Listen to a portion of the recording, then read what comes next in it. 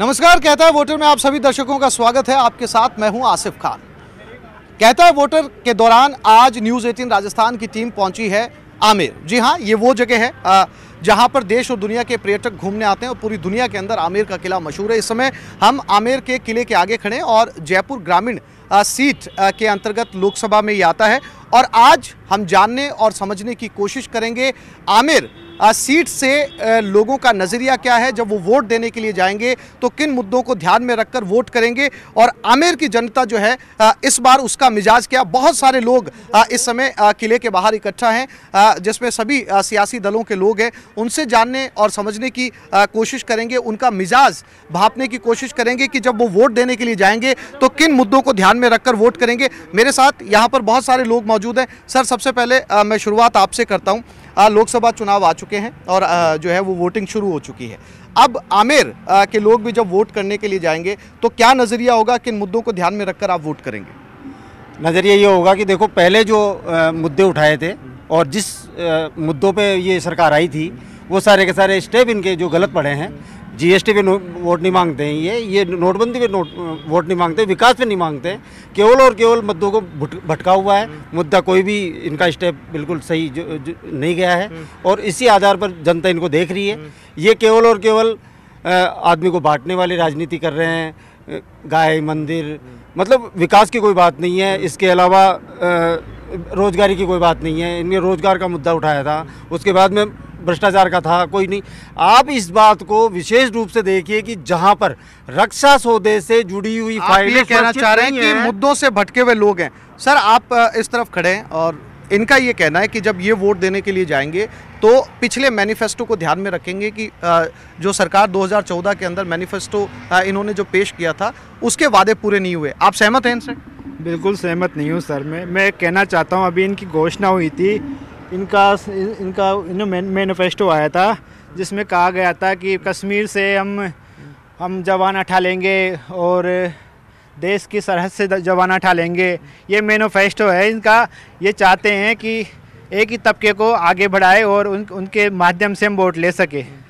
तो आप जब वोट करने के लिए जाएंगे तो क्या सोचकर वोट करेंगे? हम वोट करेंगे देश के, जैसे कि अभी पुलवामा में अटैक हुआ था, 42 जवान शहीद हुए थे, उसमें राष्ट्रीय सुरक्षा आपके लिए बड़ा मुद्दा रहेगा। सर, जब आप वोट करने के लिए जाएंगे तो आप इनसे सहमति के साथ वोट करेंगे, आपके मुद्दे अलग होंगे? नहीं सर, राष्ट्रीय सुरक्षा सबसे अहम है।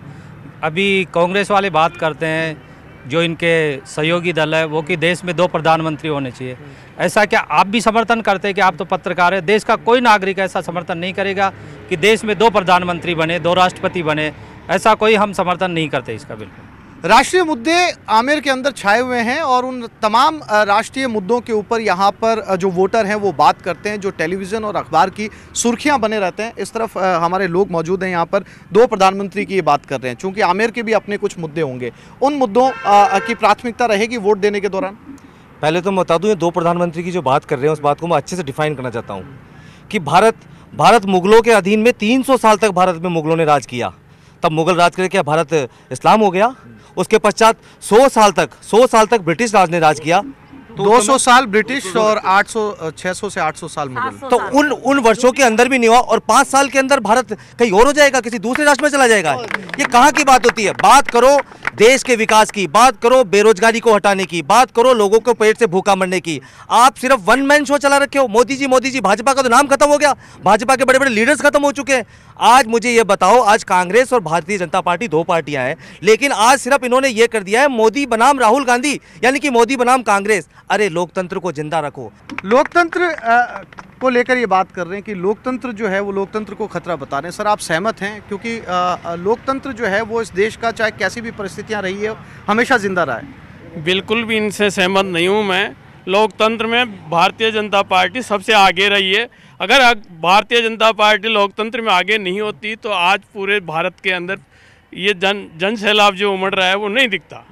ये जो बात करते हैं मोदी जी की, मोदी जी ने देश को आगे बढ़ाया है, न कि इनके 50 साल इन्होंने राज किया है। अभी तो मोदी जी ने 5 साल किया है, तो इनके कितना दर्द क्यों होने लग गया? रही बात विकास की, तो यहाँ राजवर्धन जी ने खूब विकास करा है। हर पंचायत में पैसे दिए हैं उन्होंने, या पानी की योजना लाए हैं, या स्कूलों में पैसे दिए हैं। तो इसके ऊपर ही मतलब राजवर्धन जी बहुत अच्छे वोटों से जीतेंगे। ठीक है सर, कुछ बुजुर्ग भी हमारे साथ यहाँ पर मौजूद हैं, उनसे भी समझने की कोशिश करेंगे क्योंकि उन्होंने एक लंबा इतिहास आमेर का देखा है। उनसे जानेंगे कि आमेर के मुद्दे क्या हैं। सर आप यहाँ पर पीछे खड़े हैं, आप एक बार जरा सा इधर आ जाइए कैमरे की तरफ, इधर आ जाइए सर। आप जब वोट करने जाएंगे और आपने इतने समय से लंबे चुनाव देखे हैं आपने, और इन चुनाव के अंदर और ये जो चुनाव होने जा रहे हैं, क्या आपको बेसिक फ़र्क नज़र आ रहा है दोनों चुनाव के अंदर? अब देखो आजकल चुनाव के अंदर जो है हर आदमी विकास को देखकर, विकास के काम में देख कर ही वोट देता है। सबसे पहले विकास का देता। अब यहाँ ना कोई पानी है, जहाँ हम यूँ कह रहे हैं कि भाई यहाँ से पानी चला दो। आज जनता जो है टिना कर रही है पानी के लिए। आमेर में पानी बिल्कुल वैसे बरसात नहीं आई, वो तो ऊपर वाला उठा हुआ है, उसका तो कोई इलाज भी नहीं है। लेकिन फिर भी वोट तो करेंगे, इसीलिए करेंगे कोई अच्छा काम जो करता है उसी के लिए वोट देंगे। यानी जो विकास के काम होंगे उनको देखकर वोट किए जाएंगे। मैडम आप भी वोट करने जाएंगी, जब आप वोट करेंगी तो आप इनसे सहमत हैं? इन्होंने राष्ट्रीय सुरक्षा का मुद्दा उठाया, इन्होंने विकास का मुद्दा उठाया। वर्तमान जो सांसद हैं यहाँ से जो जयपुर ग्रामीण से आते हैं, उनके काम से भी काफ़ी लोग संतुष्ट नज़र आ रहे हैं। राज्यवर्धन साहब पिछले 5 साल से यहाँ सांसद है और एमपी लेट से जो पैसा मिलना चाहिए वो कोई भी एमपी होगा वो देगा। उसको विकास नहीं कहेंगे। विकास वो होता है जैसे किसी गांव को गोद लिया, उस गांव को जाकर के देखिए कि वहाँ राज्यवर्धन साहब ने क्या किया है। और आज इस बीजेपी जो वोट मांग रही है, विकास के नाम पे वोट मांगने चाहिए थे। यदि इन्होंने विकास किया होता तो चौकीदार नहीं बनना पड़ता। हर आदमी को चौकीदार नहीं बनना पड़ता, विकास के नाम पे वोट। विकास पुरुष कहलाते मोदी जी। देश को 20 साल पीछे धकेल दिया नोटबंदी ने। सड़क पे जो गरीब आदमी अपना कमा करके खाता था, रोजगार से खत्म हो गया। बेरोजगारी बेहताशा बढ़ गई। ये गरीबी नहीं मिटा रहे हैं, ये गरीब को मिटा देंगे। कुछ नौजवान भी यहाँ पर मौजूद हैं, बुजुर्ग भी यहाँ पर इकट्ठा हैं। आप कुछ कहना चाह रहे हैं सर? हाँ, मैं राजवर्धन जी की पंचायत से हूँ जो गोद लिया है। मैं तो आपसे ये पूछना चाहता हूँ उन्होंने 5 साल में क्या किया वो गोद ली हुई पंचायत का। उससे पहले जो कांग्रेस गवर्नमेंट थी उसमें 3.5 करोड़ रुपए का तो वो लगा था, उसमें पानी की 3 टंकियाँ, तीनों गाँवों में 3 टंकियाँ। उसके बावजूद उसमें कोई पानी की सुविधा नहीं हुई। कम से कम 100 बोरिंग हुए थे उसमें, उस पंचायत में। आज इसमें एक भी बोरिंग गिना दो मेरे को, उसमें एक भी बोरिंग। ठीक है, कुछ नौजवान भी इस आमेर सीट से हमारे साथ हैं, उनसे भी बात करने की कोशिश करेंगे क्योंकि नौजवानों के मुद्दे जो हैं वो आमतौर पर अलग होते हैं। सर आप इसी सीट से आते हैं, आप जब वोट करने के लिए जाएंगे क्या सोचकर वोट करेंगे? बीजेपी प्रत्याशी जो राज्यवर्धन राठौड़ है वो मेरी पंचायत को गोद ले रखे हैं। मेरी पंचायत ग्राम पंचायत छापराड़ी है। उन्होंने आज दिन तक 5 साल में एक बार पंचायत में पैर तक भी नहीं दिया। ठीक है, इस तरफ भी कुछ नौजवान हैं, उनसे भी बात करते हैं। आप आमेर सीट से आते हैं, आप सहमत हैं इनसे? इन्होंने ये कहा कि जो है वो पंचायत को लेकर अभी तक कोई काम नहीं हुआ, आप भी वोट करने जाएंगे, आपके मुद्दे क्या होंगे? सबसे पहले मैं ये बोलना चाहूँगा कि कांग्रेस ने बेरोजगार भत्ता निकाला था, आचार संहिता लग चुकी है, मार्च निकल चुका है, अभी तक किसी के अकाउंट में नए बेरोजगार भत्ता आया। और सबसे बड़ी बात, राज्यवर्धन सिंह राठौड़ ने स्पोर्ट्स में इतना ध्यान दिया है कि नए कांग्रेस ने दिया इस चीज़ में। और हर साल सेना की भर्ती हो रही है पूरे आमेर में, आमेर तहसील के अंदर सब जगह हो रही है, ऑल ओवर राजस्थान में। ना ये कांग्रेस ने स्पोर्ट्स पे ध्यान दिया, ना ही किसी पे ध्यान दिया। ठीक है, एक और भी बुजुर्ग हमारे साथ। आप जब वोट करने जाएंगे, नौजवानों के अपने मुद्दे हैं, आपने अपने जीवन काल में बहुत बार वोटिंग की है, तो आपने क्या सोचकर जो है वो वोट करने के लिए इन लोकसभा चुनाव के अंदर आप गए? अभी आज से 5 साल में मोदी जी एक भी वादा करा, किसी ने मुझे पूरा नहीं उतारा। कोई भी काम किया, ये काला धन ले आएंगे, काला धन ले आएंगे। आज तक वो काला धन हम आपसे देख, सर आप बोलने दीजिए। नोटबंदी कराई, नोटबंदी कराई, पब्लिक ने इतना परेशान कर दिया। काला धन लाया, कौन सा काला धन लिया है? काला धन, नोटबंदी का जिक्र भी लोग यहाँ पर बार बार कर रहे हैं। इस तरफ भी मेरे एक नौजवान है, आप कुछ कहना चाहते हैं? मैं सर पैसे से इंजीनियर हूँ। वैसे 3 महीने हुए बीजेपी सरकार को खत्म हुए। सबसे पहला विकास देख लीजिए माउठा का। कांग्रेस सरकार में माउठा में पानी आया बिसलपुर से, वो कांग्रेस सरकार की देन थी। पहला विकास यहीं से देखो आप, यहाँ से देखो आप। 5 साल में एक दिन में पानी आ गया तो 3 महीने हुए हैं। 3 महीने आप कैमरे पर जवाब दीजिए, आप कैमरे पर जवाब दीजिए, आप कैमरे पर नहीं। आप क्यों नहीं मरवा रहे हैं इसको? हम पूरी 5 साल पानी रहा है माउठे के अंदर, अब बर्बाद होने देंगे।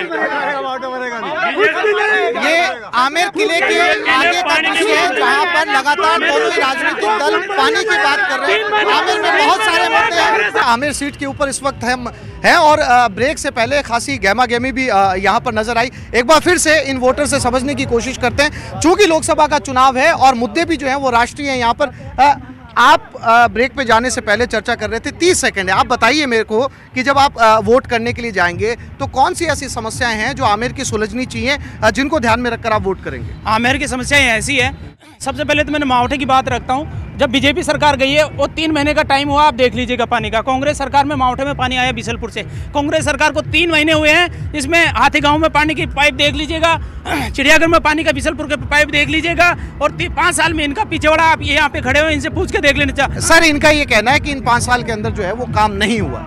ये बिल्कुल झूठ बोलते हैं। अभी जो 35 करोड़ की योजना बनकर आई है बिसलपुर योजना की, वो भारतीय जनता पार्टी के टाइम में आई है, और यहाँ पूरे 5 साल पूरे में मावठे में पानी था, और यहाँ 4 सुलभ शौचालयों का काम चल रहा है, सड़कों का काम चल रहा है। जो पिछले बीजेपी कार्यकाल के अंदर सारे जो वर्क ऑर्डर हुए हैं वो चल रहे हैं। अभी तक कांग्रेस ने यहाँ बिल्कुल भी कोई भी काम नहीं किया है।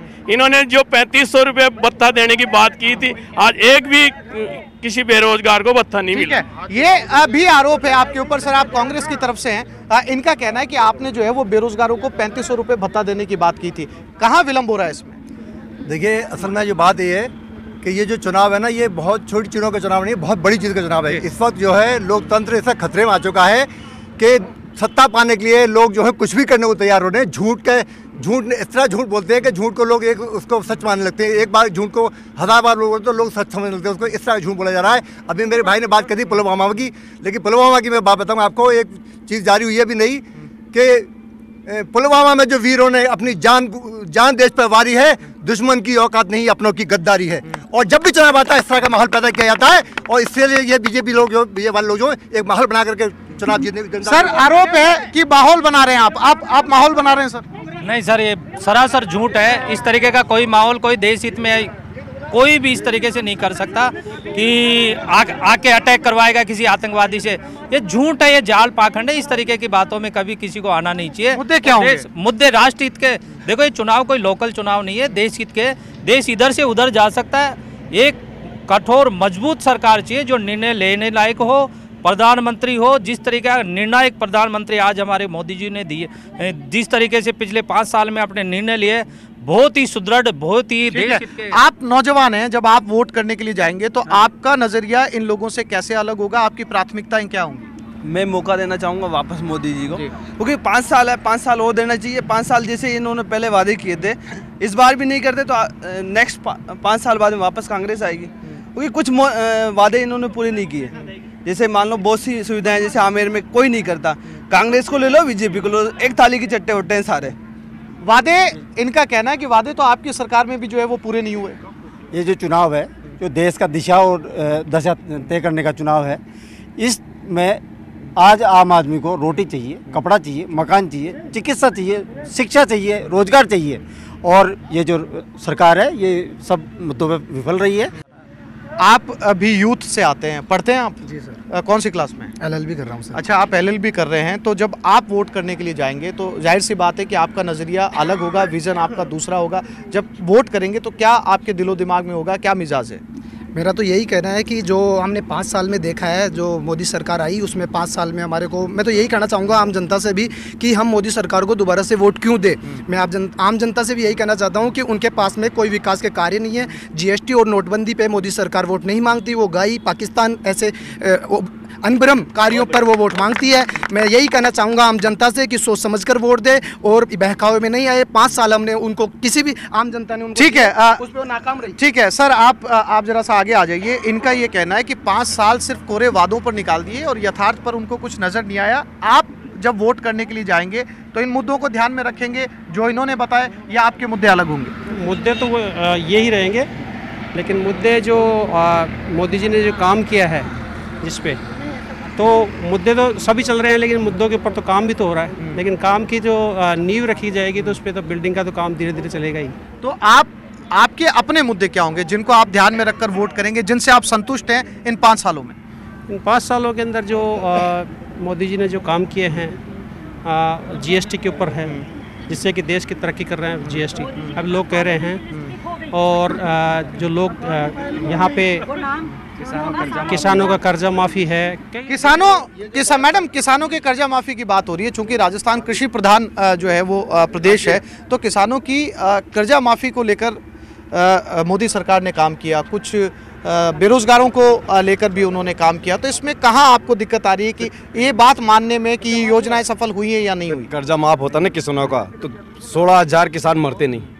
इन्होंने क्या किया? मैडम महिलाओं के मुद्दे भी बहुत महत्वपूर्ण होते हैं, चाहे सरकार किसी की भी हो। अपने अपने मैनिफेस्टो के अंदर महिलाओं के लिए भी तमाम सरकारें जो है वो घोषणाएं करती हैं। आपको क्या लगता है कि अगर आप आमेर विधानसभा सीट से आती हैं तो महिलाओं के लिए ऐसे कौन से मुद्दे हैं जिनको ध्यान में रखकर आप वोट करेंगे? महिलाओं की जेब खाली कर दी नोटबंदी ने। जिन महिलाओं के पास साड़ी के नीचे, गेहूं के डब्बे में, चावल के डब्बे में पैसे रहते थे, वो लाइन में लग करके धक्के खा करके जमा करा लिए। आज 2 रुपये भी महिला के पास मांगो तो नहीं है। महिलाएं, रोजगार नहीं है, गाँव में रोजगार खत्म हो गया, बरसात नहीं होने से पानी नहीं है, ग्रामीण महिलाएं बेरोजगारी के कगार पे खड़ी है, उनके पास पैसे नहीं है, और सुरक्षा के नाम पे अपनी बेटियों को स्कूल भेजने में भी वो डरती हैं, क्योंकि सुरक्षा भी खतरे में है, महिलाएं सुरक्षित नहीं है। ठीक है, एक बुजुर्ग भी हमारे पीछे लगातार खड़े हैं। सर, आप काफ़ी देर से इस प्रोग्राम को सुन रहे हैं, आप आमेर विधानसभा सीट से ही आते हैं। जब आप वोट करने के लिए जाएंगे तो क्या सोचकर आप वोट करेंगे? देखो, ऐसे आदमी को चुनेंगे जो नया आदमी हो और आगे विकास कर सके। ये आमेर का विकास किसी ने नहीं करा। आमेर सिर्फ महल तक है, करोड़ों रुपए की इनकम होती है इसमें, लेकिन आमेर का एक पैसा नहीं लगता आमेर में। ये मावठा है ना, 5 साल में बिल्कुल सूख करके पानी हो गया। एक बार कांग्रेस ने भरा था, उसका पेमेंट नहीं करा इन महल वालों ने, तो ये आज भी वो सूखा। आपके लिए पानी जो है वो महत्वपूर्ण है। एक यंगस्टर भी हमारे साथ हैं, काफ़ी देर से चर्चा सुन रहे हैं। आप ये चर्चा काफ़ी देर से सुन रहे हैं, आपकी वोट करने की उम्र हो गई, आप वोट करने जाएंगे, पहली बार फर्स्ट टाइम वोटर हैं आप। तो जब आप फर्स्ट टाइम वोट करेंगे तो आपकी एक्सपेक्टेशन आने वाली सरकार से क्या होगी? एक्सपेक्टेशन जैसे अब मैं स्टूडेंट हूँ, अब मैं मेरी ग्रेजुएशन कंप्लीट कर लूँगा तो मेरे को जॉब सर्च करनी है। तो मेनली एक जॉब के लिए मैं मेरी फैमिली को सपोर्ट करूँ तो मेरा मेन रहेगा एम्प्लॉयमेंट। तो मैं किसी भी पार्टी को सपोर्ट नहीं करूँगा। मेरी कॉन्स्टिट्यूएंसी से जो भी पर्टिकुलर पर्सन उतरेगा, उसकी इमेज और उसके काम करने के तरीका जो उसने पहले करा है, अगर वो पहले से आए हुए हैं या वो नए हैं, तो उनका बैकग्राउंड चेक करके मैं उनको वोट करूंगा। मैं पर्टिकुलर किसी पार्टी को सपोर्ट नहीं करने की उसमें रहता हूँ। एक युवा की जैसी सोच होनी चाहिए, वो सोच यहाँ पर नजर आई है। इन्होंने कहा कि ये जो है वो दोनों पार्टियों के मैनिफेस्टो, उनके वादे कितने पूरे हुए उसको चेक करेंगे और उसके बाद में इन्हें लगेगा कि इस कैंडिडेट का चुनाव करना चाहिए, उसका ये चुनाव करेंगे। चूंकि दोनों ही पार्टियों के समर्थक यहाँ पर लगातार बने हुए, उनसे उनके पास एक बार फिर चलते हैं। सर, जब आप एक बार फिर से मैं आपके पास में लौटता हूँ, आपकी शिकायत रही कि मैंने आपसे बात नहीं की। आप ये बताइए कि जब आप वोट करेंगे तो आपके मुद्दे होंगे क्या? भारतीय जनता पार्टी ने अब तक 5 साल में तो विकास करवाया है पूरे भारत में। जितना 40 साल में कांग्रेस भी विकास नहीं करवा पाई। आज कांग्रेस के पास कोई मुद्दा नहीं, तो इसलिए मैं मोदी चोर का नारा लगाते हैं। इससे कुछ हमारे को कोई फर्क नहीं पड़ेगा, इस बात तो जनता जानती है। ठीक है, इनका ये मानना है कि काम बहुत हुआ है, सिर्फ माहौल बनाया जा रहा है जिसका काम नहीं हुआ। सर, आप बार बार सुनने को मिल रहा है। तो यहाँ पे क्या है कि लोकल जो काम जैसे नहीं हुआ, ये शिकायतें कर रहे थे। तो पहली बात तो पार्षद जो है कांग्रेस का था, एमएलए जो है वो दूसरी मतलब जो है ना कांग्रेस ना बीजेपी का था। लोकल यहाँ पे जो काम काज जो नहीं हुए, उसकी वजह, एक खास वजह तो ये थी पार्षद कांग्रेस का है। और वो कह के सोचता था कि साहब वो कह के सोच रहा था कि बीजेपी की गवर्नमेंट है, मैं क्या कर सकता हूँ। इसलिए लोग मतलब कांग्रेस का पार्षद होने के कारण काम नहीं हुआ या दूसरा विधायक होने के कारण काम नहीं हुआ। बात देश की सुरक्षा की, जब सुरक्षित देश रहेगा, जब देश सुरक्षित रहेगा तभी मतलब देश सुरक्षित रहेगा। ठीक है, और विकास। आप भी नौजवान हैं, आप जब वोट करने के लिए जाएंगे तो आप क्या सोचकर वोट करेंगे? जो काम पिछले 5 साल के अंदर हुए उनसे आप संतुष्ट हैं या आपको लगता है कि कुछ काम बचे हुए हैं जो होने चाहिए? पहली बात तो सर, मैं पिछले 60 साल की उम्र तो ही नहीं मेरी, लेकिन जो मैं शुरू से देखता आ रहा हूँ ना, कांग्रेस के राज में जो आज तक कुछ नहीं हुआ, वो आज क्या है, देश विकासशील पे तौर पे है एक तरह से देखा जाए तो। लेकिन सबसे पहली बात यह है, मैं ये कहना चाहता हूँ कि राष्ट्रभक्ति सबसे सर पर ये है। मेरा जो वोट जाएगा वो राष्ट्र को जाएगा। मतलब राष्ट्रीय सुरक्षा आपके लिए बड़ा मुद्दा है। सर, इनका ये कहना है कि राष्ट्र सुरक्षित है तो बाकी के सारे काम जो हैं वो होते रहेंगे, राष्ट्र सुरक्षा को लेकर ये वोट करेंगे। आप सहमत हैं? किस बात से सहमत करूं? क्या 70 साल से क्या राष्ट्र खत्म हो चुका था, या भारत का नाम कोई इस्लामाबाद या कोई कराची, कोई लाहौर पड़ चुका था? किस राष्ट्र की बात करें? भारत पहले भी मजबूत था, आज भी मजबूत है। हाँ, इन 5 सालों में जब से मोदी जी का राज आया, जब से ऐसा लगता है कि भारत बिल्कुल खतरे में पड़ चुका है, लोकतंत्र खतरे में पड़ चुका है। लोकतंत्र को बचाना है तो मोदी जी को इस बार हटाना है। सर, आप काफी देर से पीछे खड़े हैं, आप भी वोट करने जाएंगे? जब आप वोट करेंगे तो क्या सोचकर वोट करेंगे? सबसे पहले बेरोजगारी का मुद्दा, और बेरोजगारी के अलावा जो धनाढ़ लोगों को जो इन्होंने जिस तरह से मतलब इन्होंने फ़ायदा पहुंचाया मोदी जी ने, तो वो चीज़ नहीं होनी चाहिए। जो गरीब आदमी है, किसान है, युवा है। बेरोजगारी का मुद्दा भी यहाँ पर अहम रहने वाला है, क्योंकि इस बार के मैनिफेस्टो को लेकर भी सवाल उठ रहे हैं। पिछली बार के मैनिफेस्टो के अंदर जॉब्स को लेकर, रोजगार को लेकर लगातार बात की गई थी, लेकिन इस बार के मैनिफेस्टो के अंदर जो है वो कांग्रेस का कहना है कि उसका अभाव पाया जा रहा है। बेरोजगारी आपके लिए कितना बड़ा मुद्दा है? सर बहुत बड़ा है सर, है ही नहीं, बेरोजगारी नहीं है। पहली बात तो कांग्रेस के राज में बेरोजगार 1% नहीं थी, 3500 वो बेरोजगार भत्ता निकाला, वो भी नहीं डाला, ना ही कोई वैकेंसी निकाली इन्होंने।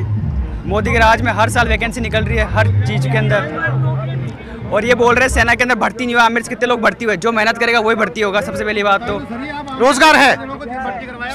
सर आमेर विधानसभा एक ऐतिहासिक विधानसभा है, और यहाँ पर देश विदेश से लोग आते हैं, यहाँ पे घूमने आया करते हैं। सर मैं पूछना चाहता हूँ, पिछले 20 सालों से कांग्रेस सरकार का राज रहा आमेर पर, आमेर विधानसभा में कांग्रेस की सरकार रही है। मैं पूछना चाहता हूँ इनसे, आमेर का विकास क्यों नहीं हुआ? आज पिछली बार जब हमारी भारतीय जनता पार्टी की सरकार रही, यहाँ पर विधायक नवीन पिलानिया थे, राजभा पार्टी के थे, बट फिर भी यहाँ पे सतीश जी भाई साहब ने बहुत विकास किया। कहता है वोटर में आज हम आमेर विधानसभा सीट पहुंचे थे और यहां के वोटर्स का मिजाज जानने समझने की कोशिश की, चूंकि राष्ट्रीय मुद्दे यहां पर हावी हैं और तमाम उन मुद्दों की चर्चा इस कार्यक्रम के दौरान हुई जो इस समय अखबार और टेलीविजन की सुर्खियां बने हुए हैं। अब जब आमेर विधानसभा सीट के नतीजे आएंगे तो पता चलेगा कि वाकई यहां की जनता का रुझान क्या रहा था। कहता है वोटर में फिलहाल इतना ही। कल फिर मुलाकात होगी किसी दूसरे शहर में दूसरे लोगों के साथ और जानने और समझने की कोशिश करेंगे उनका नजरिया, वो क्या कहते हैं, क्या सोचकर वोट करेंगे। फिलहाल कहता है वोटर में इतना ही। नमस्कार।